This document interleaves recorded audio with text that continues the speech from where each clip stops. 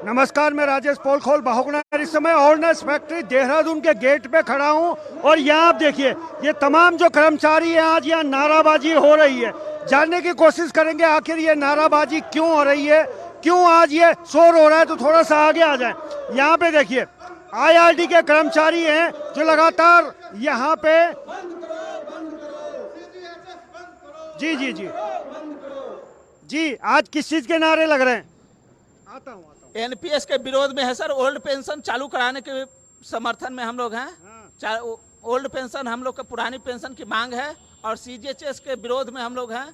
CGHS में कर्मचारी के हित में नहीं है और बहुत परेशानियों का सामना करना पड़ रहा है सीजीएचएस में। चलिए ठीक है। 3-3 4-4 दिन लाइन में लगे रहते हैं, लोगों को नंबर नहीं आता है, इतनी परेशानी हो रही है। चलिए बहुत परेशानी हो रही है। कुछ लोग दिल्ली जंतर मंतर भी पहुंचे हुए हैं जी। आज ऑर्डिनेंस फैक्ट्री के गेट पे काम धाम छोड़ के आईआरडी, माफी चाहता हूं, आईआरडी के गेट पे आज धरना प्रदर्शन चल रहा है। क्या प्रमुख मांग है? सर हमारी प्रमुख मांग यह है कि हमने दिनांक 22/12/2022 को आईआरडी प्रशासन के समक्ष 12 सूत्री मांग रखी, जिसमें सबसे पहली हमारी मांग थी सीएसएमए चिकित्सा व्यवस्था लागू की जाए संस्थान में।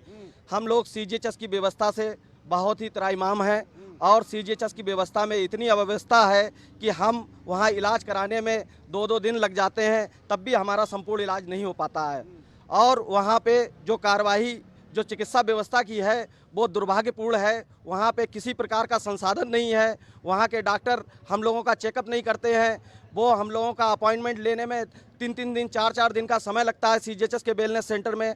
और हमारे जो दवाइयाँ हैं वो भी पूरी नहीं मिल पा रही हैं। हम अगर रेफ़र करा के किसी सीजीएचएस इम्पैलेंट हॉस्पिटल के डॉक्टर से कंसल्ट करते हैं तो वो जो चेकअप लिखते हैं फिर मेडिसिन लिखते हैं, वो पूरी मेडिसिन और चेकअप के लिए दोबारा हमें सीजीएचएस के वेलनेस सेंटर पे आना पड़ता है, फिर वो लिखते हैं और रेफ़र करते हैं। चलिए ये मांग आपकी राज्य सरकार से, केंद्र सरकार से? केंद्र सरकार के समक्ष है हमारी ये मांग, क्योंकि हम लोग सेंट्रल गवर्नमेंट के एम्प्लॉई हैं और सेंट्रल गवर्नमेंट का एम्प्लॉई केंद्र सरकार से ही मांग करता है और संस्थान के प्रमुख से मांग करता है।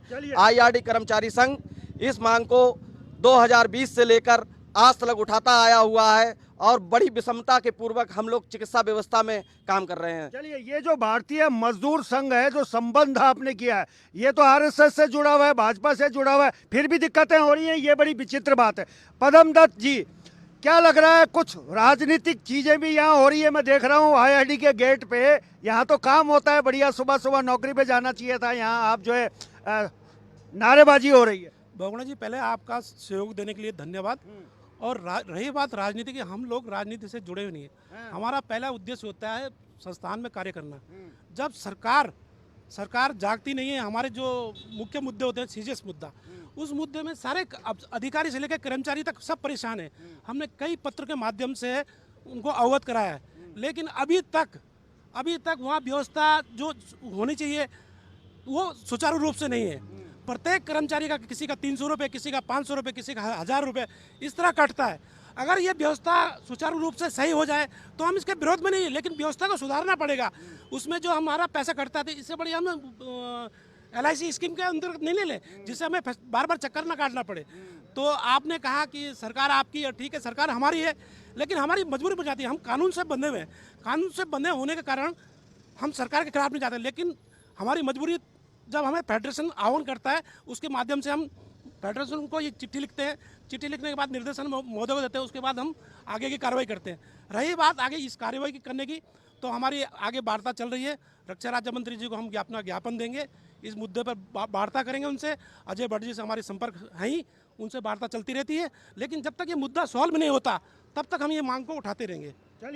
चलिए जब तक ये मुद्दा सॉल्व नहीं होता। और सुबह सुबह आज देखिए आईआरडी के गेट पे तमाम जो ये कर्मचारी हैं, एक भाई साहब फाइल लिए हाथ में खड़े हैं।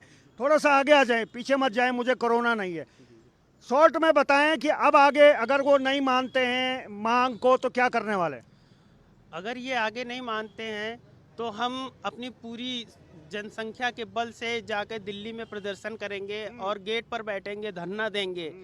हम आखिरी सांस तक लड़ते रहेंगे और अपना हक ले करके रहेंगे। चलिए आखिरी सांस तक लड़ते रहेंगे और अपना हक लेके रहेंगे। इस धरना प्रदेश में धरने बहुत होते हैं। हाँ, कुछ कहना चाह रहे शॉर्ट में? सर हम लोगों की और भी कुछ डिमांड्स है। सीजीएचएस को मतलब सीजीएचएस की ही एक डिमांड नहीं है, हमारी और भी डिमांडें हैं, जिसमें नए कर्मचारियों को जो प्रोबेशन के दौरान होते हैं उनको उच्च शिक्षा की अनुमति दिलाना, हमारे यहाँ जो काम है वो आउटसोर्स माध्यम से ना होकर इंटरनल करवाया जाए, हमारे यहाँ जो कर्मचारी हैं उनके सेफ्टी शूज़ और सेफ्टी संसाधनों की सुव्यवस्था और उच्च क्वालिटी के दिलवाए जाएं। हमारी मांग है कि ओवर टाइम, मेडिकल, एलटीसी के पड़े हुए पेंडिंग बिलों को सेटलमेंट किया जाए जल्द से जल्द।